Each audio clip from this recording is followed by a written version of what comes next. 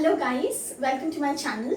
You're probably aware that this is my new channel where I'll be posting biology videos of class 11 and 12, and therefore this is a very new try on my behalf. So if you have any doubts or you want me to improve in any field, if you have noticed any flaws in me, you can surely comment down in the comment section so that I can read those comments and improve my videos next time. Okay, so before further delay, let's get started with the first video. That is the first chapter. I'll be doing the first chapter of class 11, that is the living world. It is just a small chapter and an introductory chapter. It is really very easy, but just I need to explain certain points and certain terms. That is all in this chapter. So let me start with the video. Okay, so if I say the term living organisms, what is the first thing that comes in your mind? Probably you would say growth, isn't it? Then comes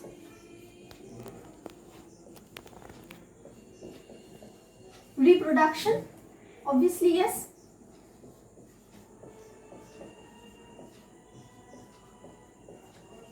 Metabolism,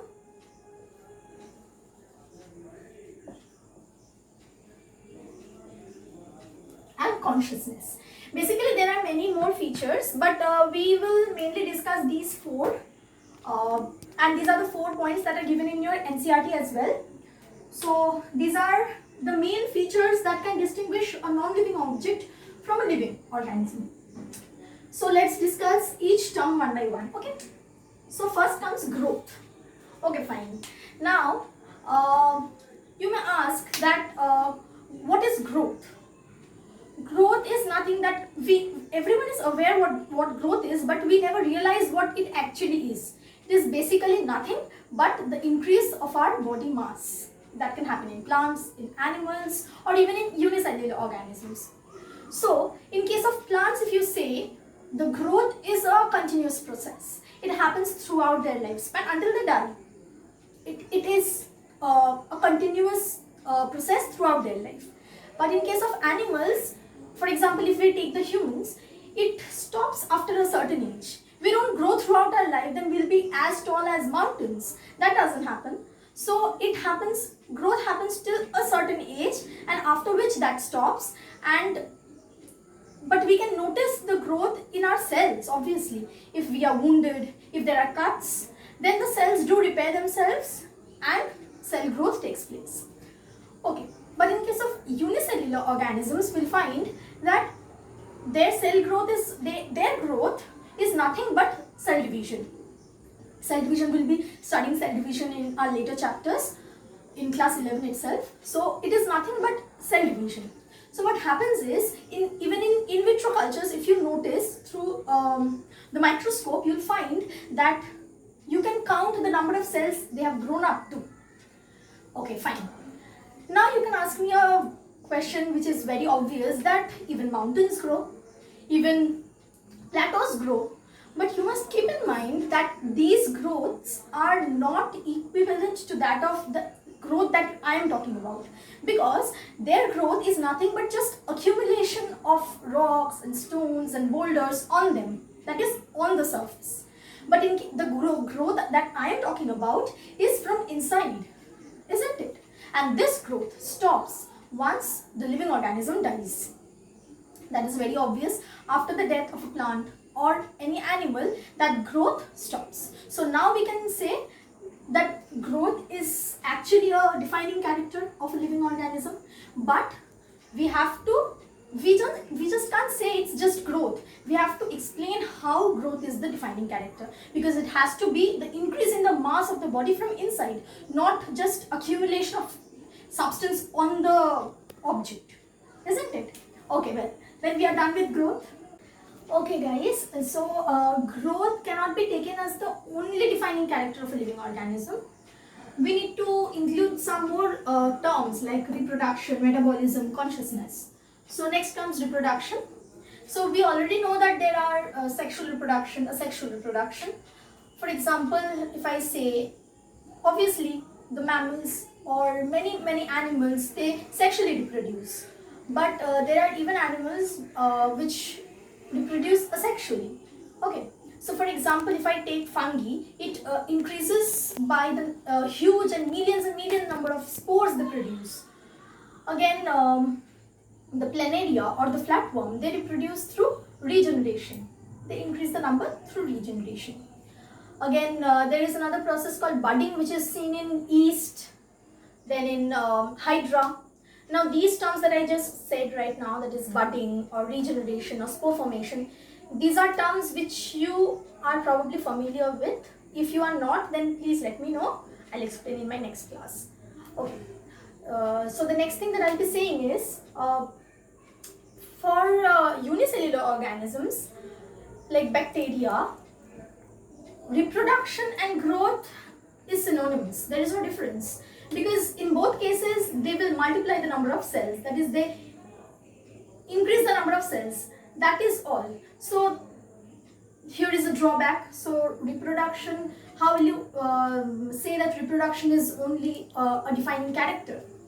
Again, if you see certain animals like the mules, the sterile worker bees, then infertile human couples, they also don't reproduce. So if reproduction is the only characteristic feature of a living organism, then according to the according to what I said, then these mules and the infertile couples won't be a living organism. So here we can understand how the reproduction itself only cannot be considered as a defining character of living organism. So next we need to include metabolism into it. So if we talk about metabolism, I would like to first ask that, do you know what metabolism is? Okay, fine, let me say. Metabolism is nothing but the sum total of all the chemical reactions that occur in our body, in any living organism. Okay.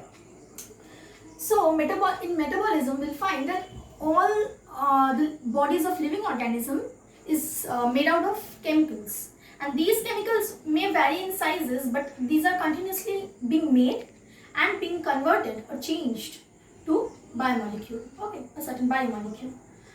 So metabolism is I said it is a sum total of all the reactions. That means there are thousands and thousands of chemical reactions that are continuously occurring in our body, be it a multicellular organism or a unicellular organism. Therefore, metabolism, we can surely say that in a non-living object, metabolism will not occur, and therefore metabolism is definitely a defining character of a living organism. And lastly, we have consciousness, which is very important. It is to be noted that consciousness is really a very complicated technique, because all living organisms have the ability to sense their environment and respond to the stimuli, which is really very appreciating. Like for example, if you see in plants, you'll find that they can respond to the sun, the light, actually the source of light. You'll see there are phototrophic movements, they move towards the sun, or even you'll find towards wind. You will be finding that trees always bend. If you keep a tree in a place where it's dark, then they'll always find a way to move out and get to the source of light. So these are obviously their consciousness that is working. Even in case of animals, we all are conscious. We can sense the environment and respond according to it. So obviously consciousness is also a very important characteristic of any living organism. So we can say that growth, reproduction, metabolism and consciousness, all of them are the main characteristics of any living organism that can distinguish them from a non-living organism. Fine. Now we'll explain the term diversity. What is diversity? Okay, so if you look around yourself, you'll find various types of trees, isn't it? Organisms, insects, animals. If you go in a botanical garden or in a zoological park, you'll find varieties of animals and plants. What are these? These are nothing but different types of species that exist on our earth. These varieties are called, put together, they are called biodiversity of our world. the different types of existing plants, animals, insects, all the different characters that are present on the Earth's surface. Fine. So it is about 1.7 to 1.8 million different kind of species that have been till date recognized, that are seen on the Earth's surface, and there are many more species that are yet to be discovered, will be discovered. So this is not the exact number, but somewhat around 1.7 to 1.8 million. But you see, we have Botgach in our locality. Fine.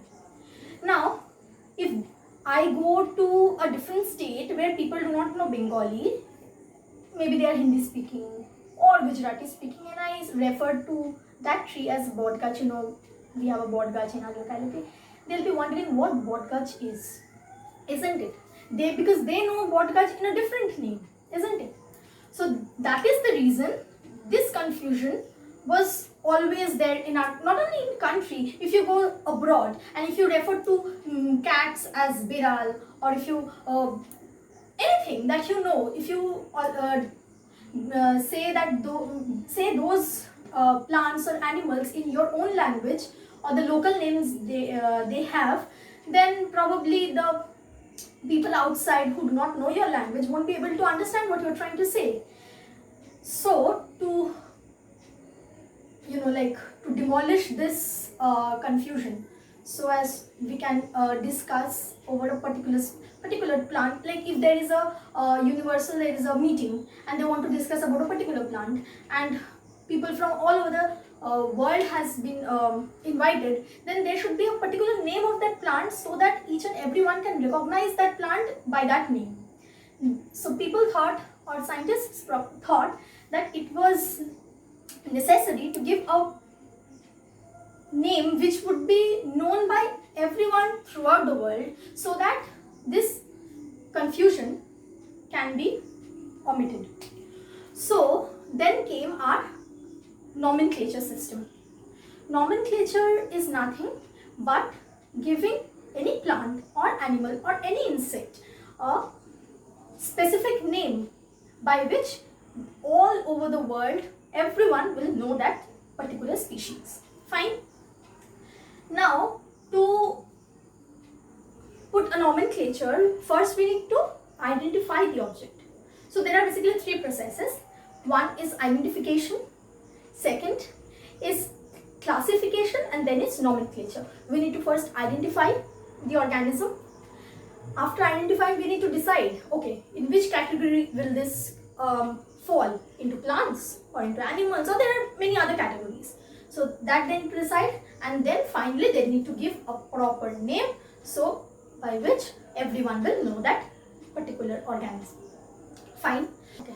So the names that were decided to be given to the plants was from that of the International Code for Botanical Nomenclature, and that of the animals from the International Code of Zoological Nomenclature. We actually get these questions as like abbreviations, and we need to expand them. So it is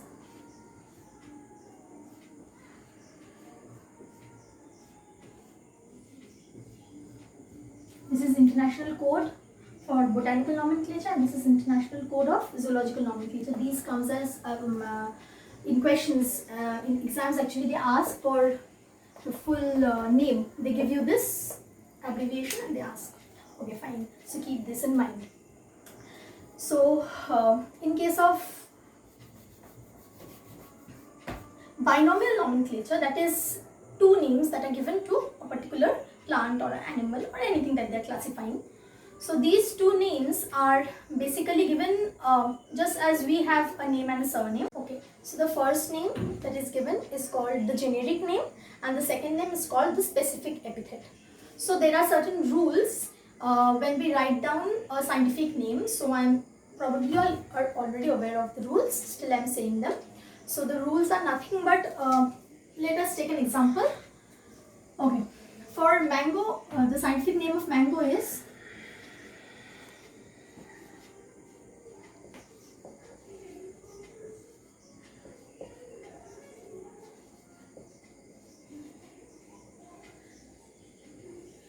Okay. So the rules are, for the generic name, the first letter should be capital and rest should be small. But in case of the specific epithet or the species name, the first letter will also be small and both the words should be underlined separately.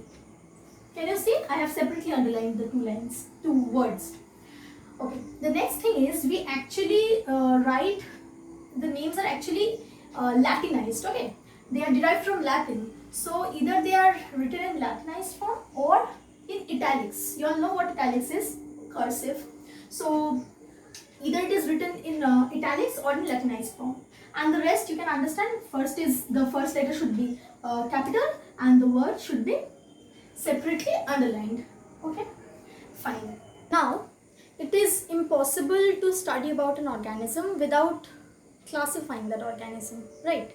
Classification is nothing but placing the organisms in particular categories based on certain easily observable characters. Okay, now these categories which I am talking about are called taxa, and the collection of all these categories together is nothing but taxonomy. Okay, do you understand? Now, taxonomy is basically, what I said, is the collection of the taxa or the different groups, the categories under classification. Categories, what I said is, categories is nothing but it is made on the basis of the easily observable criteria or the characteristics of any organism. Now, over here in taxonomy, we have a very important thing to study, that is the taxonomical hierarchy, on which on the basis of which actually a particular organism is defined. Now, to keep that entire hierarchy in mind, there is an easier process, that is, keep pots clean or family gets sick. Keep pots clean or family gets sick. Fine. I have written the first letter of all the words in capital. Keep pots clean or family gets sick.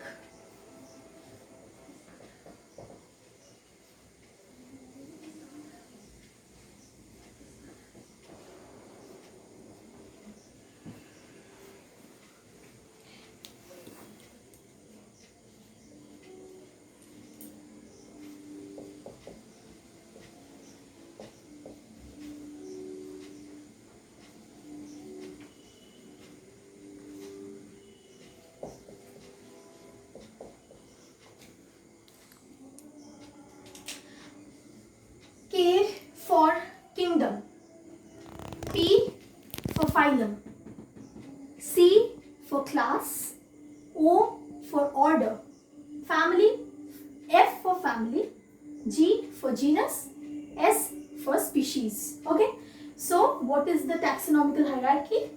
Kingdom, phylum, class, order, family, genus and species. This is an easier process to memorize it in this sequence basically. So okay, fine. Now keep one thing in mind which is very necessary, that as we move up towards, from species towards kingdom, as we move, the number of common characteristic decreases, and obviously it will be opposite in the other way round. If we move from kingdom towards species, the number of common characteristics increases. That is, in species, all the animals or plants or whatever that belongs to a particular species will have maximum number of common characteristics between each other. And in kingdom, we have the least number of common characteristics. So I think this is clear. Next thing, okay, before moving on, let me say that in page 11 of NCERT, there is a chart given of 3 to 4 species, different like wheat, probably we have wheat, housefly, mango and human. It is categorized on the basis of the different taxonomical hierarchy. So you can go through and you'll understand how it is named. Okay. So the next thing that we have is taxonomical aids. Now this whatever we studied right now, that is the taxonomy, study of taxonomy, is very helpful in various fields like in agriculture, forestry, industry, many other fields. Okay, but for study of taxonomy, obviously you can understand that proper classification, identification needs to be made. Until and unless that is done perfectly, this taxonomical entire process will be damaged. Okay, so classification and categorizing them according to their groups and all, it's very important, and after that is done, it can be helpful to various fields, in various fields. For that reason, there are many attempts that has been made and many places where certain informations which can be of use later on in life are stored. So let us take few examples, like for example, if we say herbarium sheets. You know what herbarium sheets are? Herbarium sheets are nothing but those are like sheets in which plant specimens which are discovered, newly discovered, or has been discovered before some time, they are taken, they are dried, they are pressed and stuck to the paper, and below its scientific name with the person who found it, where it was found, when it was found, its local name, everything is written down, so that whenever we need any reference, we can just go through the herbarium sheets and we can just pick the one and get all the informations written down. It is done in a very systematic manner. Again, we have botanical gardens. You know, we have one in Shibpur in Howrah. So botanical gardens are what? It is a place where different types of trees are grown, and in such a way that one can go for educational purpose. We can go and we can read and we can understand and know the various types of plants that are found. Okay, so you will find, if you have ever gone to any botanical garden, you will find that below each tree its scientific name and its local names are given. So you can, for study purpose, you can go and you can collect names, scientific names. So it is also very helpful. Next we have the zoological parks, that is the zoos we have in Alipur. The zoos that we have, it is basically a place where different types of animals are kept. We can go, as you know, children go just for fun, they love watching the animals, but we can also go to collect information about the habits that animals have, what they eat, how they behave. They are kept in a place, so that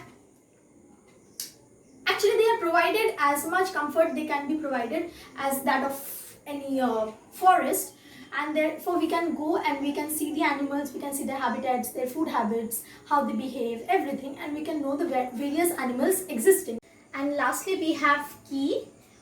Key is basically used, it is a taxonomical aid which is used for identification of plants and animals on the basis of their similarities and dissimilarities. Okay, so basically in keys are based on the contrasting characters that are said, the contrasting characters, and which mainly occurs in couplets, that is pairs called couplets, and there is therefore acceptance of one and the rejection of the other, and each statement that is or each contrasting character that is stated is termed as a lead. Fine. So that is all for today, and by this we come to the end of this chapter, the first chapter. I know it wasn't that interesting, but however these are certain points that you need to keep in mind while studying this chapter, because these are the places from where questions generally come in exams. So meet you in my next video. Okay, and another thing, that is I'll be posting videos every Tuesday and every Thursday, so stay tuned. And if you liked my video, please do subscribe to my channel and hit the like button, and comment down how you felt. Did you like my video or not, or do I need any improvements? So thank you, see you in my next video. Bye.